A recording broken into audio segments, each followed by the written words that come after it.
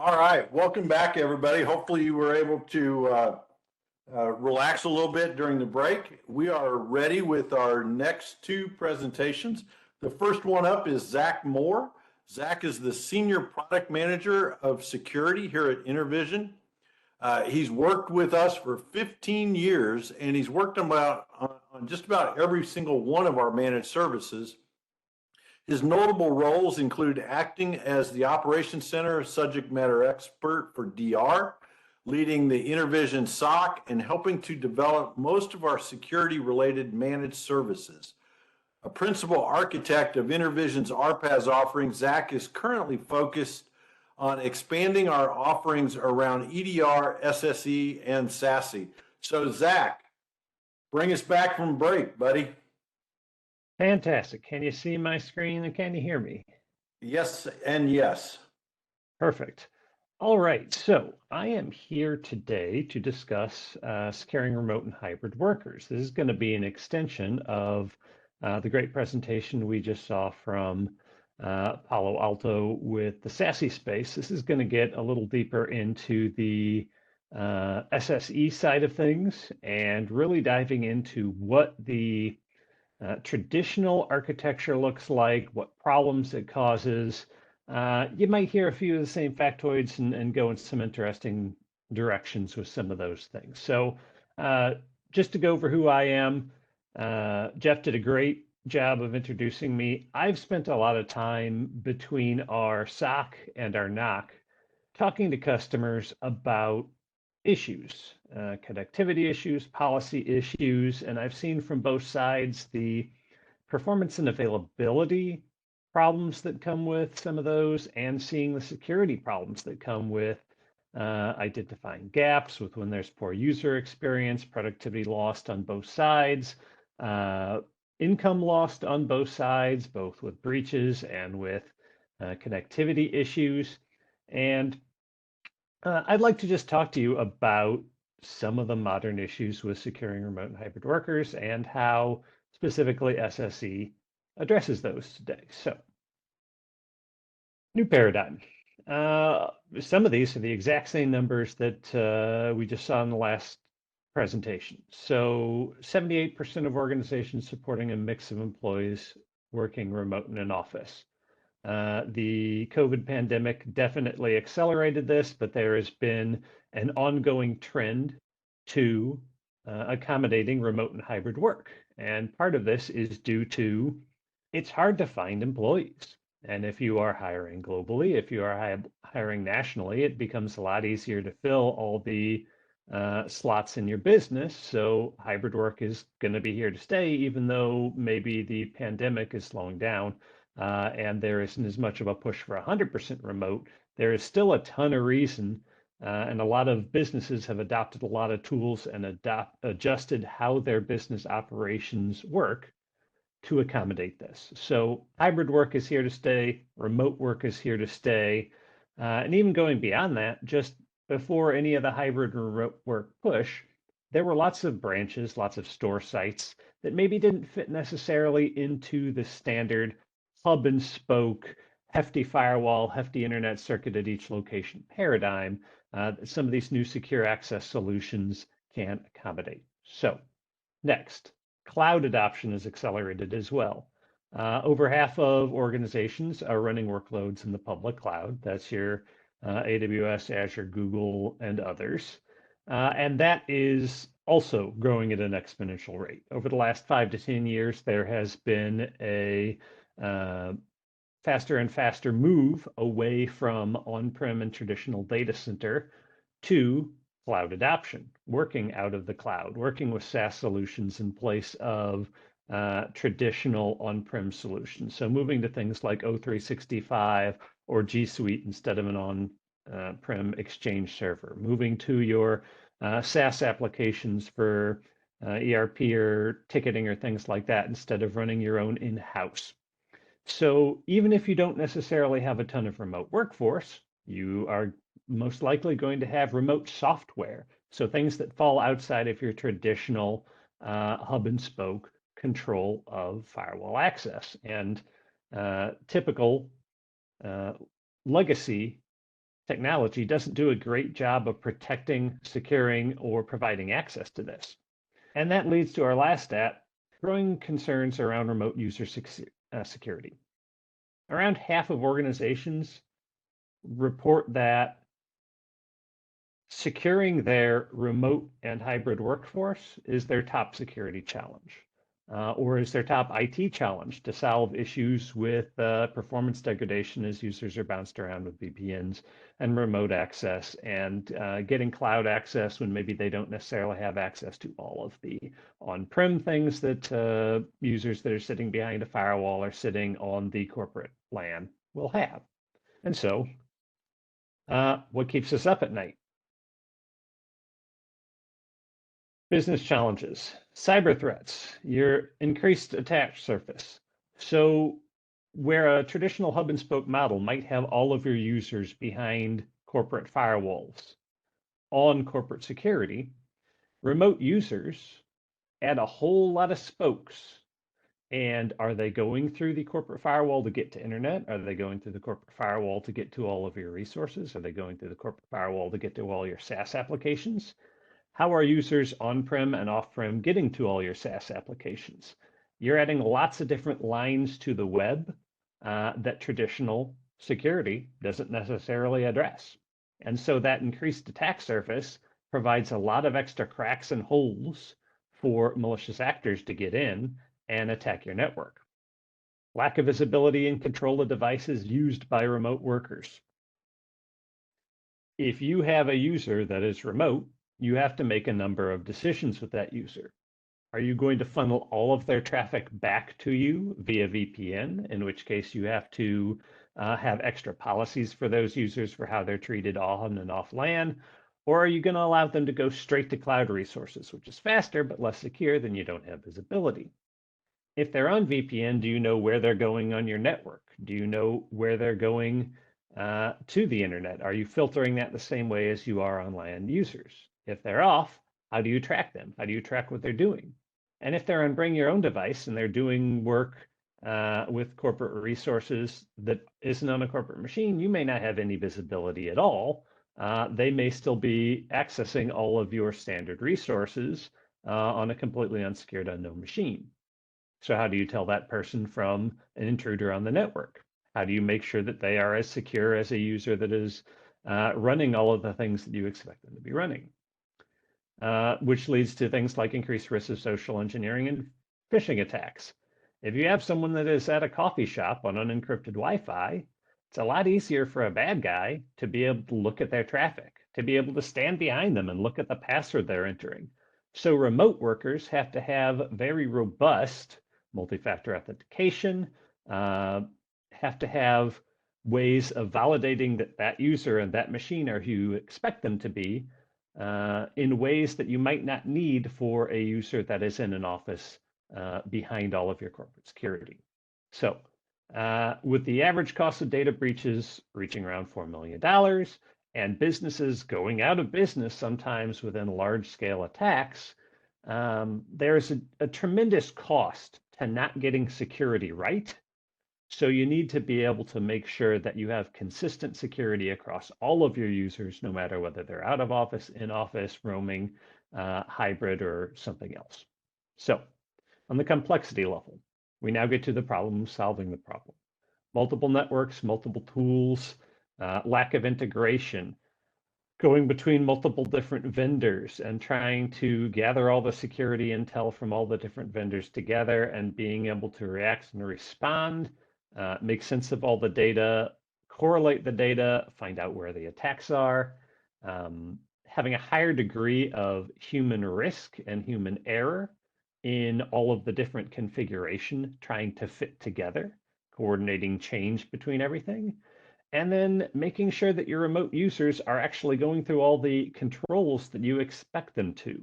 So there's a significant amount of time required to manage and maintain all this.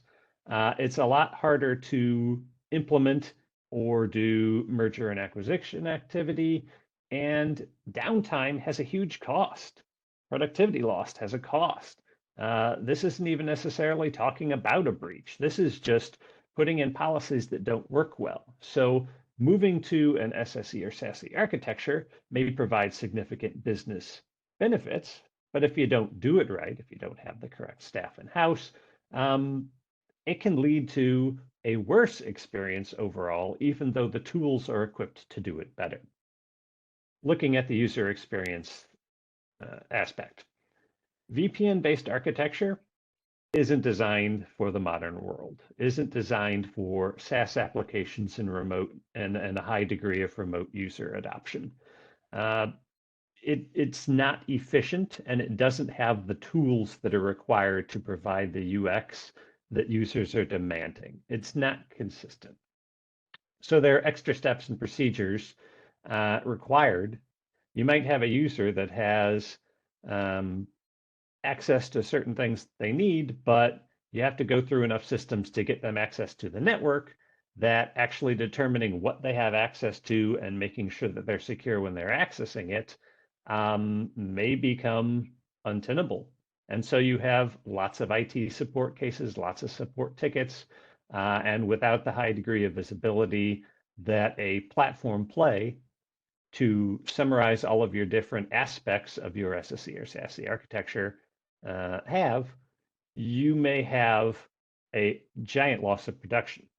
So let's look at the legacy versus the modern. What we want to go to here is Security Service Edge. Security Service Edge is bringing the traditional network security, which was accomplished by your firewall at a corporate site, taking that and bringing it to the endpoint, bringing it to between the endpoint and the cloud. Instead of a user that maybe is in San Francisco having to connect to a VPN device that's in New York, and then that bouncing back to the web server that they wanted to access, which is in Seattle. Now they're going coast to coast to coast, leaving with that all of the different latency, packet loss issues that you would expect. Now you have users that have on-endpoint software that's handling all of the different aspects of their brokerage to cloud resources, all of the different aspects of their authentication and authorization, all of their account controls for their role-based access, all of their different types of content filtering, DNS filtering. All that goes to a cloud-based solution where your remote workers go directly to cloud resources to get to where they need to go, whether it's to internal applications that are in data centers or at corporate sites, whether it's cloud applications, whether it's directly to the internet.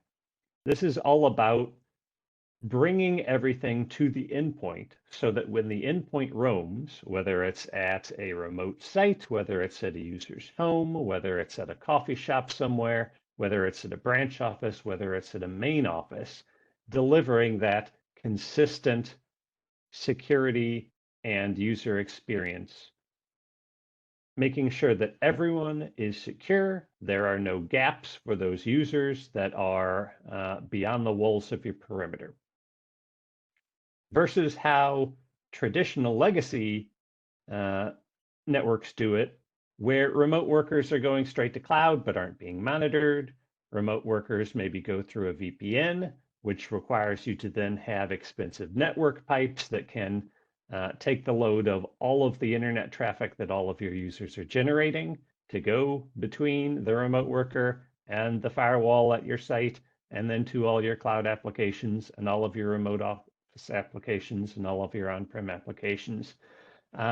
This SSE takes it all and brings it to between the endpoint and the cloud, removing the need to have this hub and spoke architecture or this lack of productivity and visibility. So what is involved in SSE? What are the capabilities? What are the moving parts? So we have a number of different sub capabilities that go through a set of primary components, which I'll talk about here. So the first and the main components of SSE is going to be secure web gateways. Secure web gateways do all of the things that a traditional content filter would do, but it does it between the endpoint and the internet instead of between an endpoint and a VPN firewall, or worse yet, not being done at all. So this is your UR filtering, your application control, may have aspects of data loss prevention or antivirus, anti-malware, HTTPS inspection. This is determining where your users are going, what types of sites they're visiting. Are those sites secure? Are those sites approved? Are those sites delivering what we expect those sites to deliver? Inspecting everything from layer 3 to layer 7 of, is malware coming through this connection? Is the site trying to redirect you somewhere else? Is the site asking for things that the site shouldn't be asking for? Is it presenting the right credentials? Is it presenting the right certificates? This is making sure that your users, whether they're on-prem, whether they're remote, whether they're hybrid, get the same security policy applied to them, and you have the same visibility of what your users are doing, where they're going, and making sure that they're doing it safely. So Cloud Access Security Brokers, or CASB. This is brokerage software between your endpoints and your cloud services like O365, Salesforce, G Suite, or anything else that they're going to that's a SaaS. This is for your authentication, your single sign-on, your role-based access, device profiling, user profiling, encryption of data between the two ends, malware prevention with your cloud services, to make sure that it's not just a user logging into a website that you have no purview of, to make sure that it's going through whatever your business's access control policy has defined as the safe and official way to get to these cloud resources, and to make sure that when these users are accessing these cloud resources, they're doing it safely. And again, I may have listed a few of the same functionality between CASB and Secure Web Gateway. There are a lot of functions between the different tools, such as anti-malware, authentication, verification, logging, things like that, that apply to all the different parts of SSE, because a lot of these are supposed to plug into the same platform and deliver the same information so that you can have a consistent, and I'm using that word consistent a lot here because it's very important, making sure that users have consistent security no matter where they are, and that you have consistent visibility no matter where they are. The next aspect is Zero Trust Network Access, ZTNA. With traditional architectures where users are coming in via VPN, the VPN acts really as a gateway into your network.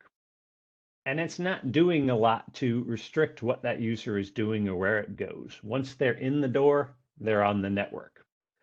Zero Trust Network Access, it's not a new technology, but with SSE and SASE, it is delivered in a much more effective manner, as we just heard from Palo Alto, to give you granular control of where your users are going, what they are allowed to do, what they're allowed to access, and how they're allowed to access it, so that you can actually control where users are going and make sure to restrict access to the least amount of access that a user has to do their job efficiently.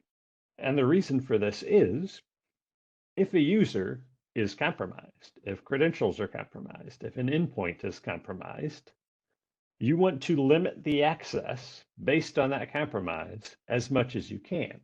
If you have an endpoint that is connected to the VPN that gets taken over and it has full access to the corporate network, that gives the bad guys the keys to the kingdom. They can do whatever they want. However, if this is a salesperson's laptop and all that salesperson has access to is your sales ticketing system and your sales resources, because ZTNA is restricting them to the least amount of privilege they need to do their job, the bad guy doesn't get much. And it's much easier to shut down and contain what they get, to troubleshoot, to look into data loss prevention, to manage that compromise. And with modern ZTNA technology, you'll have better visibility of it and better ability to do cross-platform response and remediation as well. So ZTNA limits the security profile of all your users to just what they need to do their job. And then your cloud delivered firewall, also known as firewall as a service sometimes. This is basically doing the same transformation that businesses have been doing over the last 5 to 10 years with taking their on-prem data center servers and workloads and taking them up to the cloud. This is doing the same thing for your firewall. Maybe you have enough remote users that have come out of some of your branch offices, or maybe even your main offices, or maybe you're even transferring to a completely remote methodology where you don't need a site that has a main firewall, or you can eliminate some of your main firewalls and just do your firewall direct from cloud, where you can put it between the user and the things that they're trying to access, no matter where they are or what they're trying to access. And by putting it in the cloud, you make sure that your user on one coast is connecting to that coast resources, your user on the other coast is connecting to nearby resources on that side, so that you don't have to have physical pins in the map that are dragging all your users down no matter where they are, no matter where they're roaming, if they're traveling internationally, if they're traveling between offices, or if they're remote sometimes, if they're in the office other times. So this allows, again, consistency in how users are consuming resources between whether they're remote, hybrid, or in office. Now, these four, Secure Web Gateway, Cloud Access Security Broker, ZTNA, and your Firewall as a Service are your primary components. There are lots of other tools and plugins that can go on SSE and SASE. More robust data loss prevention, remote browser isolation, other tools that can go out that can increase the security posture of your users, increase visibility of what's going on your network, what's going on between your users and different resources. David Paulo gave a great example of some of the things you can do with troubleshooting connectivity issues and the ML and AI that's built into these things to automatically troubleshoot and highlight problems, whether they're with performance and availability or whether they're with security. Being able to put all your resources under one platform, under one cloud-based umbrella, really allows you to consolidate and improve your overall security posture and your overall user experience. So, InterVision services, how do we do it?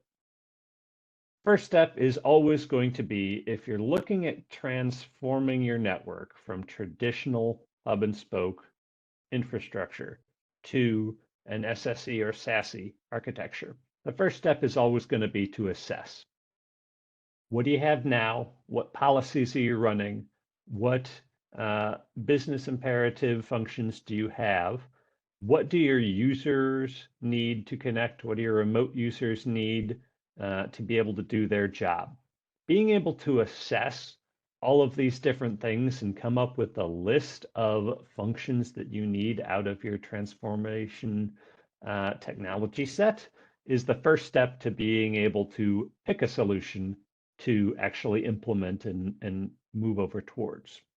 The next step is taking that list of requirements and actually designing the solution. So in order to do this, you have to have a deep level of familiarity with the different offerings that are out there, the different feature sets that are out there, all of the different license sets, how different things interconnect. Can you use portions of what you have right now? Can they integrate with the different options? If so, what options do you have that can integrate, that can take what you have today? What do you need to replace? What can be transitioned from a cost standpoint? So instead of, am I just buying all new stuff? Am I doing a cost replacement? What will my TCO be out of this? How much am I going to be paying? Is there a possibility that I can save by replacing costly legacy infrastructure and internet pipes? Once you have the whole solution designed and you have all the business outcomes that need to be accomplished, defined, and see how you are accomplishing them with the new technology set, the next step is to deploy and migrate. That's really two important steps. First step is deployment, getting everything set up, getting everything turned on, getting the licensing applied, making sure it all interconnects and connects with your network. Next step is migrate, because you don't have a completely greenfield environment right now. You have an existing network. You have existing security policies. You have existing routing. You have existing authentication methods. You need to be able to translate that from your existing legacy network to this SSE or SASE solution. And the issue that we've run into time and time again when we're talking to customers with this is it's complex, and it is a completely new technology and feature set. It requires a completely different set of certifications, of education, of knowledge to be able to turn it on. So something that we run into a lot is customers that buy one or more of these technologies and start to implement it themselves and get partway through the implementation, and their user experience is worse than it was before they tried to plug it in, because they didn't have the knowledge to correctly integrate it with their existing network. They didn't have the knowledge of how to actually move their policy over, how to optimize how it works. And so they run into a situation where you have multi-month long implementations that come with a lot of growing pains.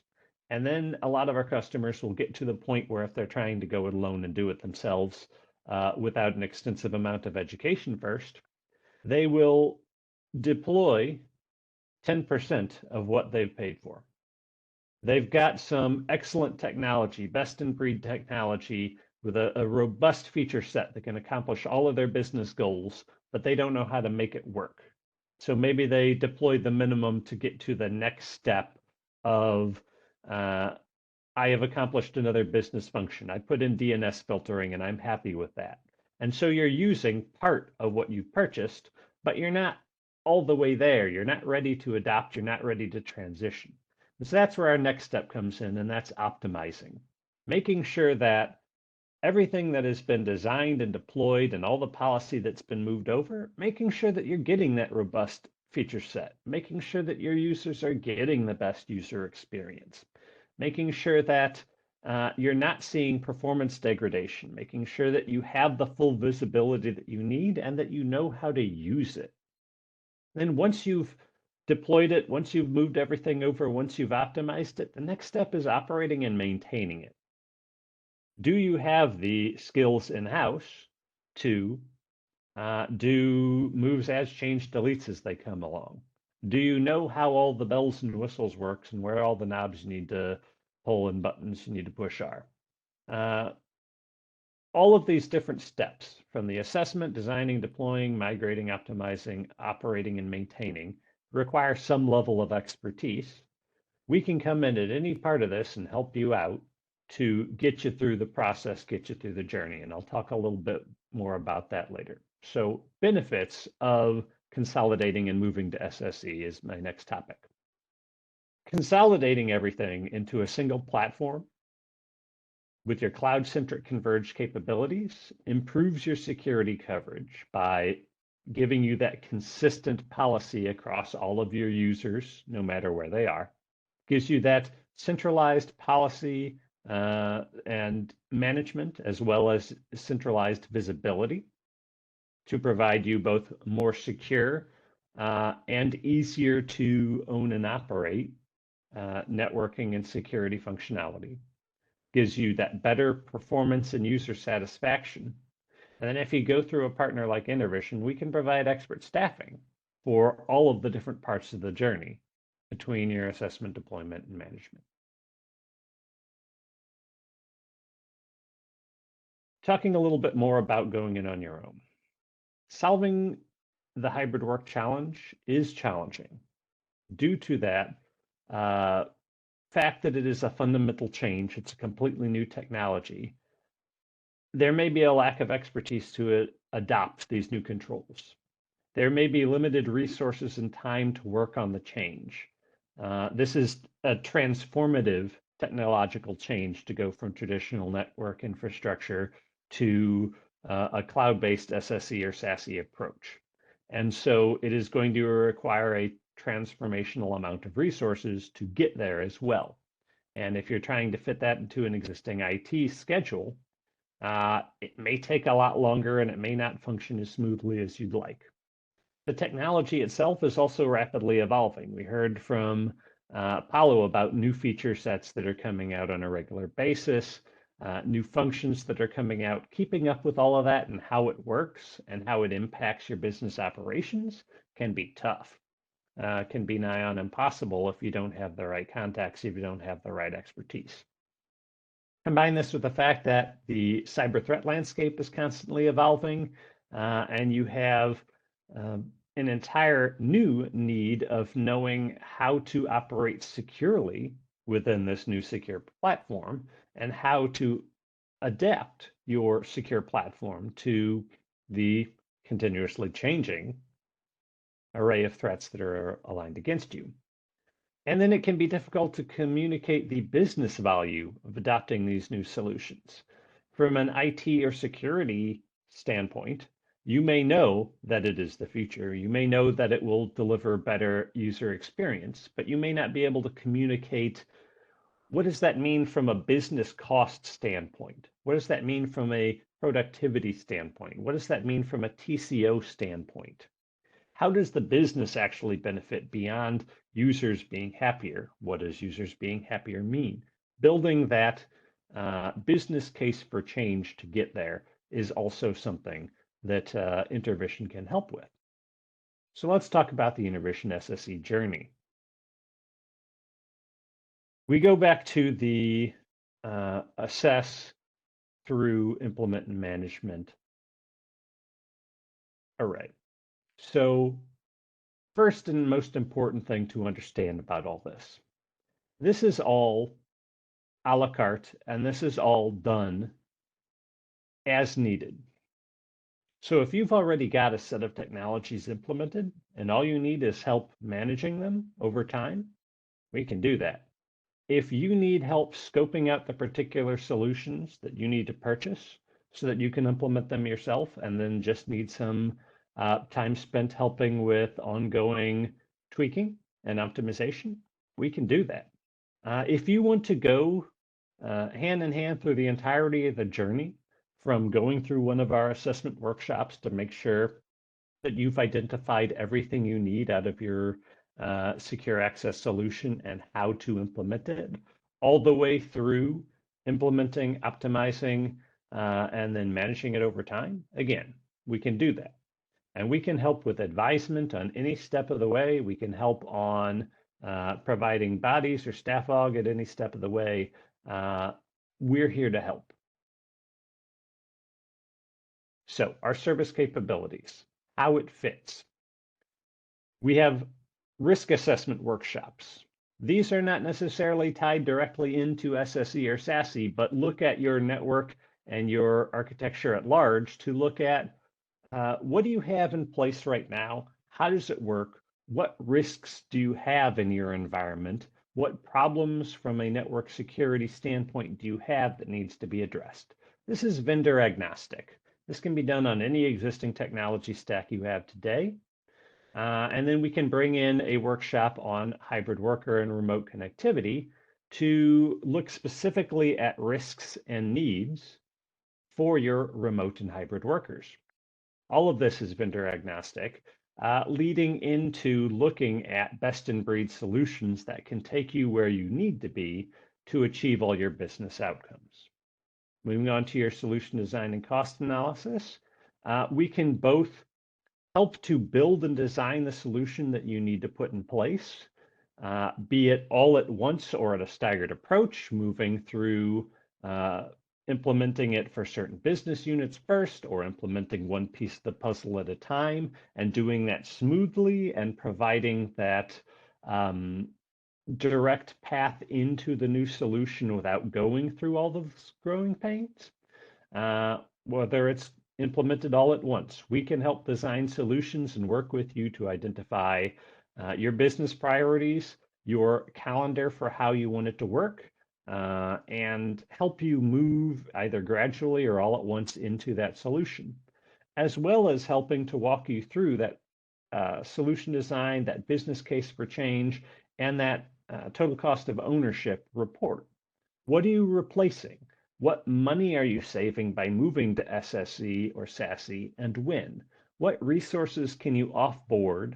What does the schedule look like? We can help you design all of that to provide that smooth path into the newer, better world of tomorrow. Implementation services, we can help you anywhere from doing pilots, doing full-on implementations, come in just to help with policy migrations and optimization, come in with integration services to connect your service stack with all of the different vendor and third-party tools, whether it's plugging it into EDR, MDR platforms, whether it's plugging it into different on-platform security tools. In Cisco, it'd be the SecureX suite. On the Palo Alto side, it'd be the Cortex Data Lake and Panorama and things like that. Helping you get where you need to be and helping you to optimize and take advantage of the full suite of what has been designed and what has been handed to you. And then on the ongoing advanced services, we have vCISO security advisement services that can look at your network under the new SSE and SASE setup, as well as what you have from a legacy standpoint, how you're converging, how your users are connecting, what your policies that are completely diverged from SSE and SASE, such as what is your MFA policy, what is your authentication policy through AD or other authentication methods. Looking at your business from a holistic standpoint on what your security policy is, where your risks are, and what your security roadmap should be to tune and get you to the next level.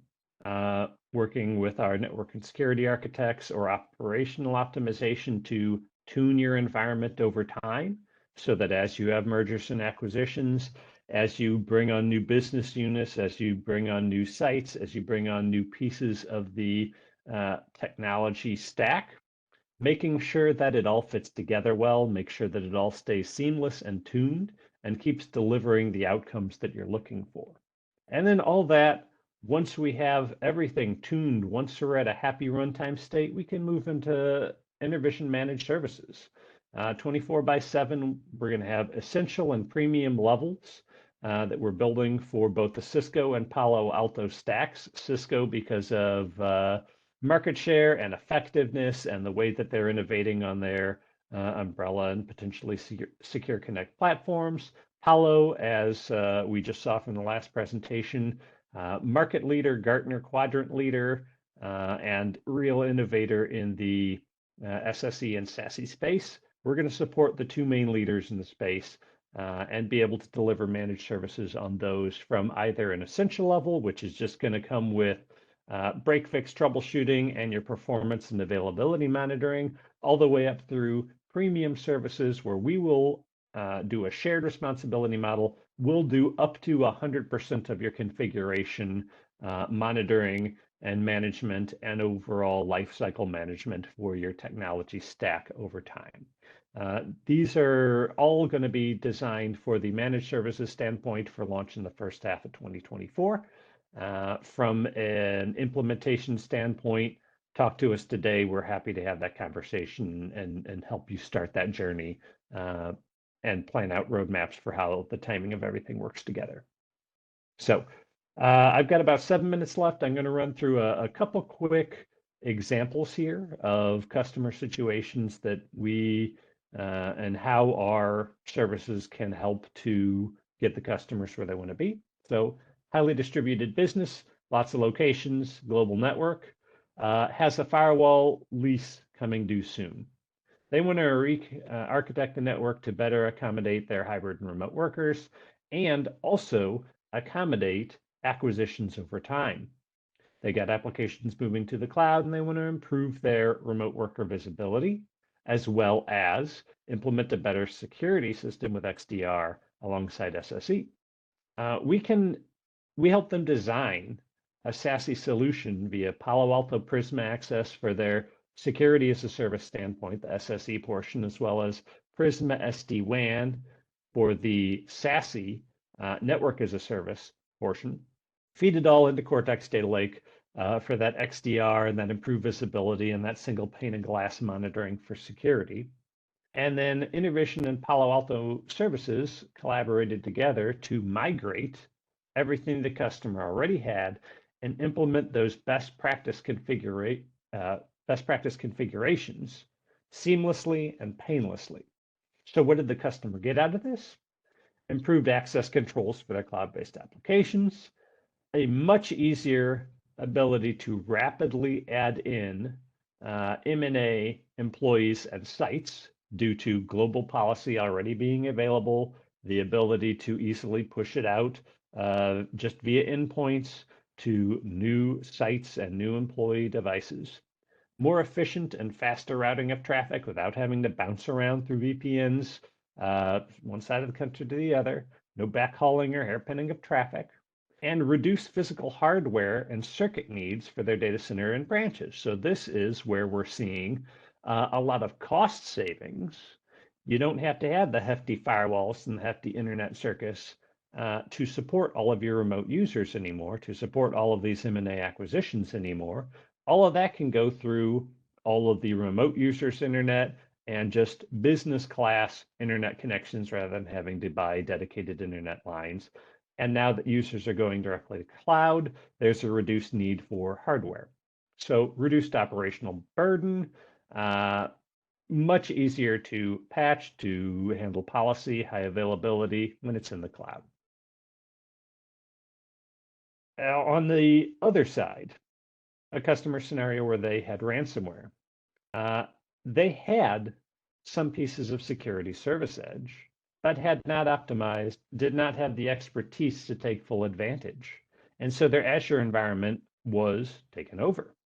A malicious actor gained access to it and attacked the customer network and took advantage of vulnerabilities on unpatched systems. Since they weren't using software to protect their edge, the activity was not detected and the company got hit a lot harder than they could have been. And so if SSE had been in place, alerting would have been easier, prevention would have been easier, response would have been easier, early detection and threat mitigation would have been the name of the game. So quick word on InterVision. We have a lot going for us. NPS score, long time in the business, many managed service customers, a large number of technically skilled individuals with a large number of technical certifications, high-level support partner with all the major vendors, Cisco Gold provider, Cisco Platinum partner for these technologies. Talk to us, we can help you out. Scan this QR code, takes you to our website for SSE where you can learn a bit more. And there's a way that you can connect with us to talk about any of these engagements, remote worker workshops, implementation assessments, Palo Alto Quick Start, or any of our implementation or managed services. And Jeff, I'll throw it back to you. Looks like we got about 2 minutes left. Awesome, Zach. Thank you so much. As I'm looking at the questions, you ended up covering everything in your presentation. So really appreciate that. It was an awesome overview on SSE. I do have that one final question that I put everybody on the hot seat with. What is your call to action? What's one thing our viewers should do because they listened to your presentation today? Absolutely. Get a second set of eyes on whatever you've got. No matter how confident you are in what you've built, it needs to be tested and it needs to be assessed from outside. That second set of eyes can also likely help you determine, are you optimized? Even if it's working well, even if it's achieving your business goals, you may very well be able to do more, do better, and save money. So really, defense in depth also requires verification in depth. It doesn't matter what tools you've got in place or what people or processes you've got in place if you're not checking it well. It's important to verify in depth as well. Excellent. I love the concept of getting a second pair of eyes on it. Even if you think that it's running very well, there's probably more that can be done. So, Zack, thanks a lot for joining us today. I really appreciate it. Absolutely. Thanks for having me.